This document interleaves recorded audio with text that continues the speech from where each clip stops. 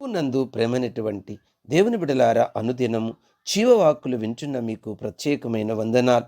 ఈరోజు మన ధ్యాన భాగము లూకాసు సువార్త 19వ అధ్యాయం 45 నుంచి 48 వరకు చదువుతాను, వినండి. ఆయన దేవాలయములో ప్రవేశించి అందులో విక్రయము చేయవారితో, నా మందిరం ప్రార్థనా మందిరం అని వ్రాయబడి ఉన్నది, అయితే మీరు దానిని దొంగల గుహగా చేస్తారని చెప్పి వారిని వెళ్ళగొట్టనారంభించెను. ఆయన ప్రతి దినమును దేవాలయములో బోధించుచున్నప్పుడు ప్రధాన యాజకులను, శాస్త్రులను, ప్రజలలో ప్రధానులను ఆయనను నాశనము చూచుండిరి గాని ప్రజలందరూ ఆయన వాక్యము వినుటకు ఆయనను హత్తుకొని ఉండిరి గనుక ఏమి చేయవలెనో వారికి తోచలేదు. ఇందులో మనం నేర్చుకోవలసిన భావాన్ని వివరిస్తాను, వినండి.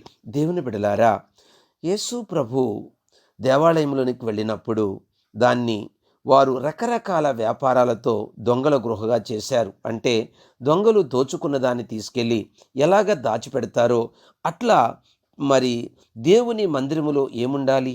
పరిశుద్ధత, పవిత్రత, యథార్థత. అయితే వీళ్ళు తమ ఇష్టం వచ్చినట్టు ఆ యొక్క దేవాలయాన్ని అపవిత్రపరిచిన పరిస్థితి. దీని అర్థం ఏంటో తెలుసా?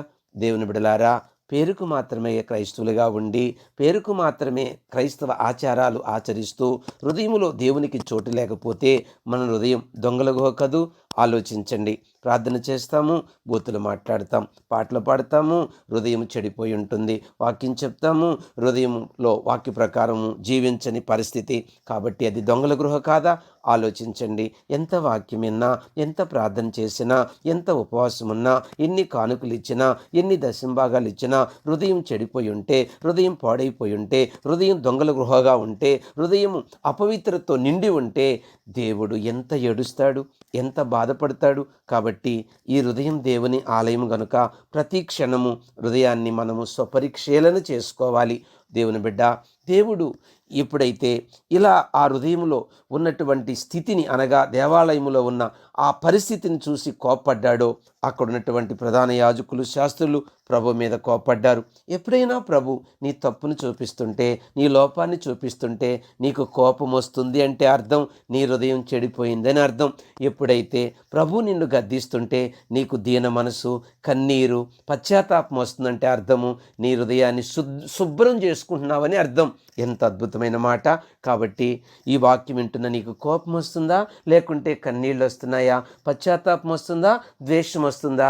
ఆలోచించి ఉన్న పాటున ప్రభువుని హత్తుకొని వాక్యానికి లోబడి నువ్వు జీవిస్తే ఈ లోకంలో ఎప్పుడు ఈ లోకాన్ని విడిచినా హాయిగా దేవుని మందిరమైన పరలోకములో పరిశుద్ధతలో ఉంటావు. ఈ హృదయంలో పరిశుద్ధత లేకుండా రేపు పరలోకంలో దేవుని యొక్క సన్నిధనే పరిశుద్ధతలో మనము నిలవలేం. ఇక్కడ పరిశుద్ధతలో, ఇక్కడ పవిత్రతలో, ఇక్కడ నీతిలో, ఇక్కడ యథార్థతలు నిలిచి ఉంటే రేపు పరలోకములో అలా ప్రభుతో ఉంటాం. ఇక్కడ ప్రభుతో అత్తుకొని ఉంటే రేపు పరలోకంలో ఆయనతో అత్తుకొని ఉంటాం. ఇక్కడ ప్రభుతో వ్యక్తిగత సహవాసం ఉంటే అక్కడ ఆయన చూడగలం. అలాంటి హృదయముతో నిత్యము దేవుని ఆలయముగా ప్రతి దినము ఈ హృదయాన్ని భద్రపరుచుకునే జ్ఞానము నువ్వు ప్రభువుని అడగగా ప్రభు నీకు అట్టి కృప ఇప్పుడే దయచేయునుగాక. Amen. God bless you all.